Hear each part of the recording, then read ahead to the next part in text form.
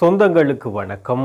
இன்று எமது காணொளியில் நாங்கள் முக்கியமாக பார்க்க இருக்கின்ற விடயம் என்னவென்று பார்க்கின்ற போது திருகோணமலை பிகாரை சம்பந்தமான விடயம். அது தொடர்பாக இடம்பெற்ற உண்மையான பின்னணிகள், அதன் பின்னுள்ள அரசியல் தொடர்பாக தற்போது சில விடயங்களை பார்க்க இருக்கின்றோம். அந்த வகையில் தற்போது பேசுபொருளாக இருக்கின்ற ஒரு விகாரை சம்புத்த ஜெயந்தி ராஜமகா விகாரையே தற்போது பேசுபொருளாக காணப்படுகின்றது. இந்த விகாரை திருகோணமலையில் கடற்கரையோரமாக அமைந்திருந்த விகாரை. இதனுடைய வரலாற்றை பார்க்கின்ற போது 1952ஆம் ஆண்டு பகுதிகளில் இது ஒரு சிறிய விகாரையாக, சிறிய கட்டடமாக அந்த பகுதியில் காணப்பட்டது. கடற்கரை கோட்டையை அண்டி அந்த பகுதியில் அது ஒரு சிறிய பிரதேசமாக, சிறிய விகாரையாக இருந்த போது பின்னர் அது அந்த இடத்தில் இருந்து இல்லாமல் ஆக்கப்பட்டு 2004ஆம் ஆண்டு சுனாமியின் போது அது முற்றுமுழுதாக அழிக்கப்படுகிறது. இருந்த போதிலும் அந்த பூமி புனித பூமியாக அந்த இடத்தில் விகாரை இருந்ததாக குறிப்பிடப்பட்டதன் அடிப்படையில் அதன் பின்னர் மஹிந்த ராஜபக்சவினுடைய ஆட்சி காலத்தில் 2014ஆம் ஆண்டு அதற்குரிய ஒரு இடம், அந்த விகாரைக்காக ஒரு இடம் அரச காணியிலிருந்து ஒதுக்கப்பட்டு அந்த பகுதியில் அந்த விகாரை அமைப்பதற்கான செயற்பாடுகளுக்காக அது புனித பூமியாக அறிவிக்கப்படுகிறது. இந்த நிலையில் மஹிந்த ராஜபக்சவினுடைய ஆட்சி காலத்தில் வடக்கு கிழக்கில் பல்வேறு விகாரைகள் வரலாற்று ரீதியாக இருந்ததாக குறிப்பிட்டு உருவாக்கப்பட்டதை விட சிங்கள மக்களை குடியேற்றுவதற்காக திட்டமிட்டு பல விகாரைகள் தொடர்ச்சியாக உருவாக்கப்பட்டு வந்தது. அண்மையிலும் கூட திசரஜமகா விகாரையின் ஊடாக பல்வேறு பிரச்சனைகள் தற்போது தையிட்டி பகுதியில், மயிலிட்டி பகுதியில் இடம்பெற்று வருவதை நாங்கள் காணக்கூடியதாக இருக்கின்றது. இந்த நிலையில் இந்த சம்புத்த விகாரையும் தற்போது பேசுபொருளாக மாறியுள்ளது. ஒரு இரவில் இடம்பெற்ற சம்பவம் தற்போது பேசுபொருளாக மாறியது. சிலை வைக்க முயன்றது அந்த விடயமாக பார்க்கப்படுகிறது. அந்த சிலையை போலீசார் அகற்றுவதாக இரவு அகற்றுகிறார்கள். பின்னர் காலை பொது பாதுகாப்பு அமைச்சர் நாங்கள் அகற்றவில்லை, பாதுகாப்புக்காகவே எடுத்து சென்றோம், அதை மீண்டும் அதே இடத்தில் வைப்போம் என குறிப்பிடுகிறார். இதன் பின்னணியில் நடந்த அரசியல் சூட்சுமம் என்ன, ஏன் இந்த சிலை வைக்கப்பட்டது என்பதற்கான அரசியலும் இருக்கின்றது. அதன் பின்னணியில் சரிதாடிய களமாடிய அரசியல்வாதிகளும் இருக்கிறார்கள். இந்த சிலை ஏன் வைக்கப்படுகிறது என்று பார்க்கின்ற போது இது கடற்கரையோர காவலுக்கும் கனிமங்கள் பாதுகாப்பு பிரிவினருக்கும் இந்த இடத்தில் இவ்வாறான செயற்பாடுகளை மேற்கொள்வது சட்டவிரோதம் என குறிப்பிடுவதன் அடிப்படையில் அவர்கள் போலீசாரின் உதவியை நாடி நீதிமன்றத்தினூடாக இந்த இடத்தில் எந்தவிதமான சட்டவிரோத கட்டடங்கள் மற்றும் மத அனுஷ்டானங்கள் மேற்கொள்ள முடியாது என்பதற்கான ஏதுவாய்களை ஏற்படுத்தி நீதிபதியும் அவ்வாறான உத்தரவை பிறப்பிக்கின்றார். ஏனெனில் இங்கு மத அனுஷ்டானங்கள் மேற்கொள்கின்ற போது அது இனரீதியான முருகல்களை ஏற்படுத்தும். அந்த இடம் விகாரைக்காக ஒதுக்கப்பட்ட இடத்தில் குறிப்பாக பூர்வீகமாக தமிழ் மக்களும் முஸ்லிம் மக்களும் வாழ்ந்து வருகிறார்கள். அங்கு சிங்கள மக்கள் எவரும் இல்லை. இந்த நிலையில் அந்த இடத்தில் அது மதஸ்தலமாக ஆட்கின்ற போது அங்கு இன மத முரண்பாடுகள் ஏற்படும் என்ற காரணத்தால் இவ்வாறான செயற்பாடுகள் வேண்டாம் என, இவ்வாறான செயற்பாடுகள் மேற்கொள்வதற்கு இங்கு அனுமதி இல்லை என நீதிமன்றம் உத்தரவு பிறப்பிக்கின்றது. இந்த நிலையில் அங்கு அவ்வாறான வழக்கு தொடர்வதற்கு காரணம், அங்கு ஒரு சிற்றுண்டி சாலை, பௌத்த சாசனத்தை, பௌத்த அனுஷ்டானங்களை மேற்கொள்வதற்காக அங்கு ஒரு சிற்றுண்டி சாலை பௌத்த மத பாரம்பரியங்களுடன் உருவாக்கப்பட்டது. எனவே அந்த சிற்றுண்டி சாலை கட்டடம் அங்கு சட்டவிரோதமானது, அங்கு அனுமதி இல்லாமல் கட்டப்படுகிறது, மத நல்லிணக்கத்தை குழப்பும் விதமாக அது அமையப்போகின்றது என வனவள திணைக்களம், குறிப்பாக கடற்கரையோர பாதுகாப்பு திணைக்களம் மற்றும் வளங்கள் தொடர்பான திணைக்களம் இது தொடர்பாக நீதிமன்றத்தை நாடி தடை உத்தரவை பெற்று அந்த கட்டடத்தை அகற்றுவதற்கான அனுமதியை அவர்கள் பெற்றுவிட்டார்கள். இந்த நிலையில் உடனடியாக இந்த விகாராதிபதி என்ன செய்கிறார், தான் அந்த அகற்றக்கூடாது என்பதற்காக உடனடியாக உயர்நீதிமன்றத்தில் இவர்களுடைய தீர்ப்பினை இடைநிறுத்துமாறு கோரி ஒரு மனுவை தாக்கல் செய்து தனக்கு 7 நாட்கள் கால அவகாசம் வழங்குமாறும், தான் இது தொடர்பாக ஒரு அறிக்கைகளையும் அல்ல இது தொடர்பான அனுமதியினை சமர்ப்பிப்பதற்கும் இது தொடர்பான அடுத்த கட்ட நடவடிக்கையை மேற்கொள்வதற்கும் தனது 7 வேலை நாட்கள் வேண்டும் என்ற கால அவகாசம் கூறப்பட்டது. அந்த கால அவகாசத்தை கோரி அந்த ஏற்கனவே நீதிமன்ற தீர்ப்பின்படி நேற்றைய தினம் அந்த சிற்றுண்டி சாலை அந்த இடத்திலிருந்து அகற்றப்படுவதற்கான அனுமதியை அந்த மாநகர சபைக்கும் அந்த கடற்கரையோர காவல் திணைக்களத்துக்கும் வழங்கப்பட்டிருந்தது. அதை தடுக்கும் முகமாக அதற்கு முன்னைய தினம், அதாவது இடிப்பதற்கு 2 தினங்கள் முன்னதாக இங்கு புத்த சிலை ஒன்றை அந்த சிற்றுண்டி சாலை அமைக்கப்பட்ட கட்டடத்துக்கு அப்படியே கட்டடத்தோடு இந்த புத்த சிலையை நிறுவுகிறார்கள் அந்த குறித்த அந்த விகாரையினுடைய விகாராதிபதி.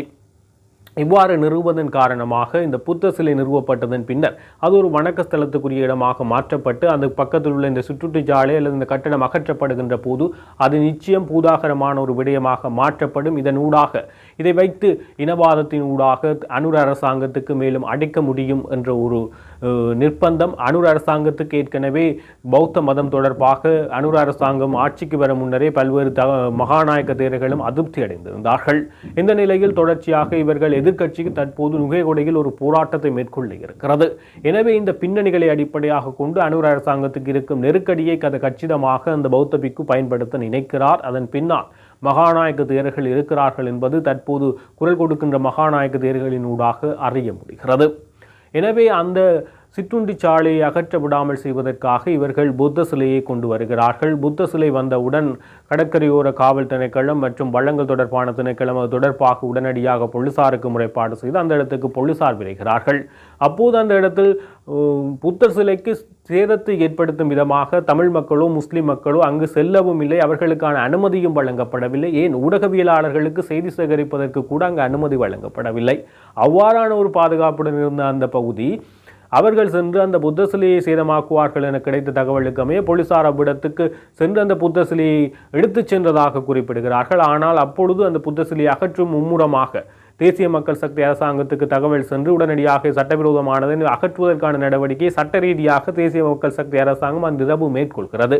ஆனால் அந்த கை வைத்த பின்னர் காணொளிகள் வெளியாகி காணொளியில் பௌத்த பிக்கு போலீசாரை தாக்குவது போல் அமைந்திருந்தாலும் ஆனால் அந்த பௌத்த பிக்கு இருவரும் உடனடியாக வைத்தியசாலையில் சென்று சிகிச்சைக்காக அனுமதி பெற்று போலீசார் தம்மை தாக்கியதாக குறிப்பிடுகிறார்கள். அந்த தள்ளு முள்ளு தில்லு முள்ளு என்பது அங்கு இடம்பெற்று பல்வேறு காணொளிகளின் ஊடாக அது வைரல் ஆகிறது. இந்த நிலையில் உடனடியாக மகாநாயக்க தேரர்கள் உட்பட அனுர அரசாங்கத்துக்கு இலங்கையின் முக்கிய மகாநாயக்க தேரர் கடிதம் ஊடாக அனுர அரசாங்கத்துக்கு தகவல் அனுரவுக்கு கடிதம் அனுப்பியிருந்தாலும் நேரடியாக தொலைபேசிகளின் ஊடாக அனுர அரசாங்கம் அனுரவு உட்பட முக்கியஸ்தர்களுக்கு அழைப்புகள் சென்றிருக்கின்றது. இதன் காரணமாக உடனடியாக காலை பாராளுமன்றத்தில் சஜித் பிரேமதாசாவை 2024 தமிழ் மக்களுக்கான இனப்பிரச்சனையை தீர்த்து வைப்பார், அவர் அனைத்து மதங்களுக்கு முன்னுரிமை அளிப்பார் என்று தமிழரசு கட்சி அவருக்கு ஆதரவாக வாக்களிக்குமாறு அவர்கள் தேர்தலில் பிரச்சாரம் செய்தனர். இந்த நிலையில் அந்த சஜித் பிரேமதாசா சபையில் இலங்கையில் பௌத்த மதமே முன்னுரிமையானது, பௌத்த சாசனத்துக்கு முன்னுரிமை அளிக்க வேண்டும், அதை மீறும் செயற்பாடு இடம்பெறுகிறது, என்ன செய்ய போகிறீர்கள், என்ன செய்கிறீர்கள் என அரசாங்கத்தை மிகவும் ஒரு இனவாத கருத்துக்களால் தன்னுடைய இனவாதத்தை முழுமையாக சஜித் பிரேமதாசா அன்று வெளிப்படுத்தினார்.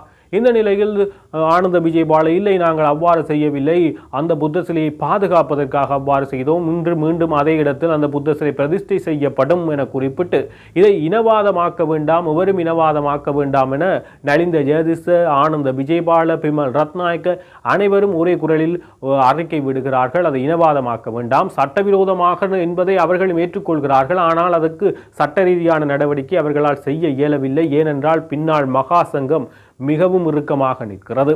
இந்த நிலையில் நுகேகொடையில் 21ஆம் தேதி இடம்பெறவுள்ள போராட்டம் தான் இவர்களுக்கு ஒரு தலையிடி.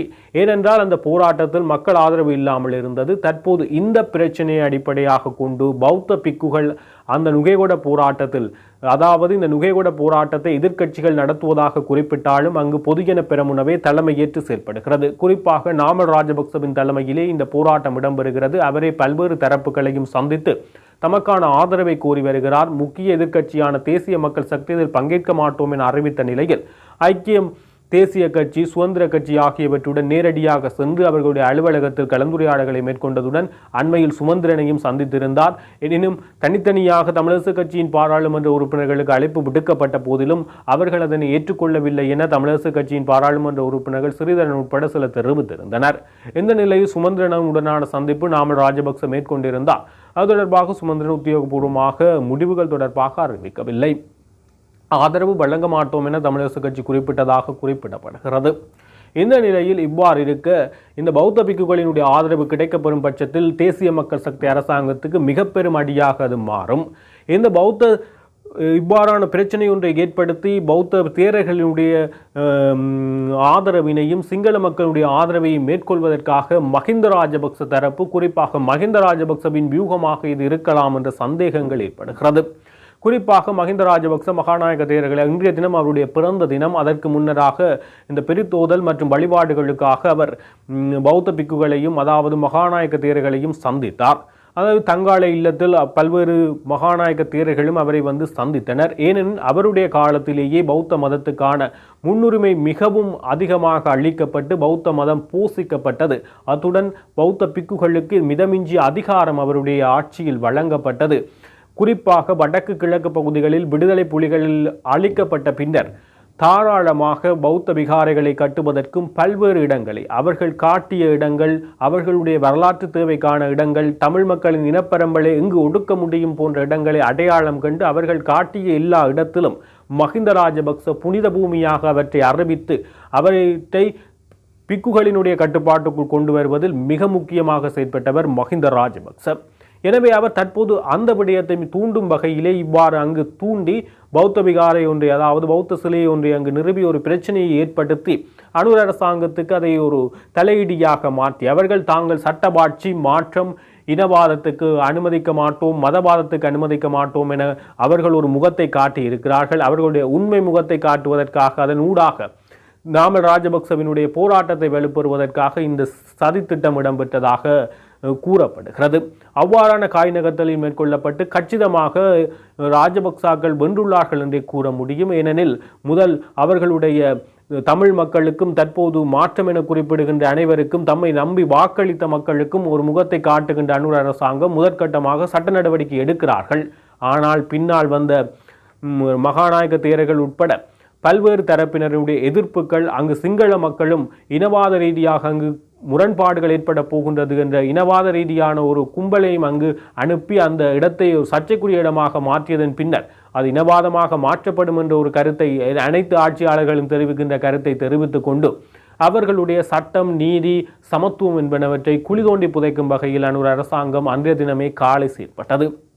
இது அனைவரினுடைய கவனத்துக்கும் கொண்டு வரப்பட்டவுடன் தற்போது தமிழ் தரப்புகள் தொடர்ச்சியாக தமது கண்டனங்களை முன்வைத்தாலும் அவர்கள் வளமையான பல்லவி போல் இரு தரப்பினரும் பேசி கலந்துரையாடி இதற்கான தீர்வினை எடுப்போம் என குறிப்பிடுகிறார்கள். ஆனால் அவர்கள் பௌத்தத்துக்கே முன்னுரிமை அளிக்கின்ற செயற்பாடுகளை அந்த பேச்சுவார்த்தையிலும் நிச்சயமாக மேற்கொள்வார்கள். திஸ்ஸ ரஜமகா விகாரையிலும் அவ்வாறான செயற்பாடுகளை இடம்பெற்று வருவதை நாங்கள் கண்கூடாக பார்க்கக்கூடியதாக இருக்கிறது.